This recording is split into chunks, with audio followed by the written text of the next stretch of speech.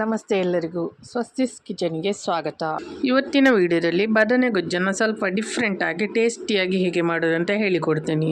ಚಪಾತಿ, ರೊಟ್ಟಿ, ದೋಸೆ ಇವುಗಳ ಜೊತೆ ಎಲ್ಲ ಹೊಂದುವಂಥ ಈ ಗೊಜ್ಜನ್ನು ಹೇಗೆ ಮಾಡೋದು ಅಂತ ನೋಡೋಣ. ಇದಕ್ಕೆ ಶುಂಠಿ ಬೆಳ್ಳುಳ್ಳಿ ಏನು ಹಾಕೋದು ಬೇಡ, ಒಂದು ಸ್ಪೆಷಲ್ ಮಸಾಲೆ ಬಳಸಿ ಮಾಡಿರುವಂಥ ಗೊಜ್ಜು ಅಂತ ಹೇಳ್ಬೋದು. ಬಹಳ ರುಚಿಕರವಾಗಿರುತ್ತೆ. ಮೊದಲಿಗೆ ಬದನೆಕಾಯನ್ನು ಹೀಗೆ ಕತ್ತರಿಸಿಕೊಂಡು 10 ನಿಮಿಷ ನೀರಲ್ಲಿ ಹಾಕಿ ಇಡಬೇಕು. ಹಾಗೆ 2 ಟೇಬಲ್ ಸ್ಪೂನ್ ಅಷ್ಟು ಹುಣಸೆ ಹುಳಿಯನ್ನು ನಾನಿಲ್ಲಿ ನೆನೆಸ್ಲಿಕ್ಕೆ ಇಟ್ಟಿದ್ದೇನೆ. ಈ ಬದನೆಕಾಯಿಯನ್ನು ಇದರ ರಸ ಹಾಕಿ ಬೇಯಿಸ್ಲಿಕ್ಕುಂಟು. ಈಗ ಇದಕ್ಕೆ ಬೇಕಾದ ಮಸಾಲೆನೆಲ್ಲ ಒಂದ್ಸಲ ಹುರ್ಕೊಳ್ಳೋಣ. ಒಂದು ಪ್ಯಾನಿಗೆ 6 ಬ್ಯಾಡಗಿ ಮೆಣಸನ್ನು ಹಾಕ್ಕೊಳ್ತಾ ಇದ್ದೇನೆ. ಹಾಗೆ 2 ಟೇಬಲ್ ಸ್ಪೂನ್ ಅಷ್ಟು ಶೇಂಗಾ ಹಾಕ್ಕೊಂಡು ಸಣ್ಣ ಉರಿಯಲ್ಲಿ ಶೇಂಗಾ ಮತ್ತು ಮೆಣಸು ಒಳ್ಳೆ ಕ್ರಿಸ್ಪಿ ಆಗೋವರೆಗೆ ಹುರ್ಕೊಳ್ಬೇಕು. ಈಗ ಇದಕ್ಕೆ 1 ಟೇಬಲ್ ಚಮಚ ಕೊತ್ತಂಬರಿ ಬೀಜ ಹಾಗೆ 1 ಟೇಬಲ್ ಚಮಚ ಎಳ್ಳನ್ನು ಹಾಕ್ಕೊಂಡು ಒಂದ್ಸಲ ಎಲ್ಲವನ್ನು ಒಟ್ಟಿಗೆ ಹುರ್ಕೊಳ್ಳಿ. ಇದು ಸ್ವಲ್ಪ ರೋಸ್ಟ್ ಆದರೆ ಸಾಕು, ಎಳ್ಳು ಬೇಗನೆ ರೋಸ್ಟ್ ಆಗುತ್ತೆ. ಕೊನೆಯಲ್ಲಿ ಇದಕ್ಕೆ 2 ಟೇಬಲ್ ಚಮಚ ತೆಂಗಿನ ತುರಿಯನ್ನು ಹಾಕಿ ಇದನ್ನು ಒಳ್ಳೆ ಫ್ರೈ ಮಾಡ್ಕೊಳ್ಬೇಕು. ತೆಂಗಿನ ತುರಿ ಎಲ್ಲ ಚೆನ್ನಾಗಿ ರೋಸ್ಟ್ ಆದ ನಂತರ ಫ್ಲೇಮನ್ನು ಆಫ್ ಮಾಡ್ಕೊಳ್ಳಿ. ಈ ಮಸಾಲೆ ಎಲ್ಲ ಸ್ವಲ್ಪ ತಣ್ಣಗಾಗಲಿ, ಆಮೇಲೆ ಇದನ್ನು ರುಬ್ಕೊಳ್ಬೇಕು. ಈಗ ಒಂದು ಮಿಕ್ಸಿ ಜಾರಿಗೆ ಹುರಿದ ಎಲ್ಲ ಮಸಾಲೆನ ಹಾಕ್ಕೊಳ್ತಾ ಇದ್ದೀನಿ. ಹಾಗೆ ರುಬ್ಲಿಕ್ಕೆ ಸ್ವಲ್ಪ ನೀರನ್ನು ಕೂಡ ಹಾಕ್ಕೊಂಡು ರುಬ್ಕೊಳ್ಬೇಕು. ಇದನ್ನು ನುಣ್ಣಗೆ ರುಬ್ಕೊಳ್ಬೇಕು. ಇಷ್ಟು ನಯವಾಗಿ ರುಬ್ಕೊಂಡ್ರೆ ಸಾಕು.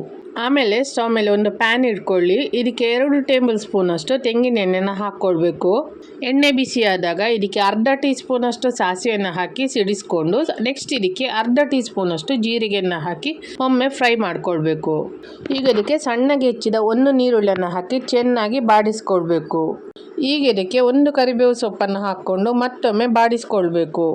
ಈಗ ನೀರುಳ್ಳಿ ಕೂಡ ತುಂಬ ಸಾಫ್ಟ್ ಆಗಿದೆ. ಈ ಟೈಮಲ್ಲಿ 1/4 ಟೀ ಸ್ಪೂನ್ ಅಷ್ಟು ಅರಶಿನ ಹುಡಿ ಹಾಕ್ಕೊಂಡು ಒಮ್ಮೆ ಫ್ರೈ ಮಾಡ್ಕೊಳ್ಳಿ. ಬದನೆಕಾಯಿ ಬದಲು ಬೇರೆ ತರಕಾರಿಯನ್ನು ಬಳಸ್ಬೋದು. ಹೀರೆಕಾಯಿ, ಸೋರೆಕಾಯಿ ಈ ರೀತಿಯಾದ ಯಾವ ತರಕಾರಿ ಬೇಕಾದರೂ ಬಳಸ್ಬೋದು, ಚೆನ್ನಾಗಿ ಆಗುತ್ತೆ. ಈಗ ಇದಕ್ಕೆ ಬದನೆಕಾಯಿಯನ್ನು ಹಾಕ್ಕೊಳ್ಳೋಣ. ನೀರನ್ನು ಸೋಸಿಕೊಂಡು ಬದನೆಕಾಯಿಯನ್ನು ಮಾತ್ರ ಹಾಕ್ಕೊಳ್ಳಿ. ಹಾಗೆ ಇದಕ್ಕೆ ಹುಣಸೆ ರಸ ಕೂಡ ಹಾಕ್ಕೊಳ್ಳಿ. ಹಾಗೆ ಸಣ್ಣ ತುಂಡು ಬೆಲ್ಲ ಕೂಡ ಹಾಕ್ಕೊಳ್ತಾ ಇದ್ದೇನೆ. ರುಚಿಗೆ ತಕ್ಕಷ್ಟು ಉಪ್ಪನ್ನು ಕೂಡ ಹಾಕ್ಕೊಳ್ಳಿ. ಈಗ ಇದನ್ನು 1-2 ನಿಮಿಷ ಚೆನ್ನಾಗಿ ರೋಸ್ಟ್ ಮಾಡ್ಕೊಳ್ಳೋಣ.